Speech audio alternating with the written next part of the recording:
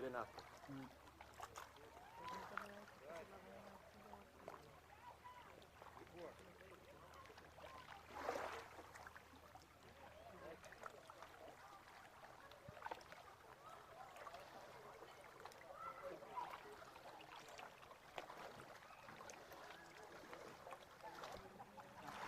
Tu sei venuto in barca? No. Meglio. Perché È dura, stavamo chiedendo se c'era un solo sentiero o se c'era piccolo, no? Ma questo volevo più vedere così.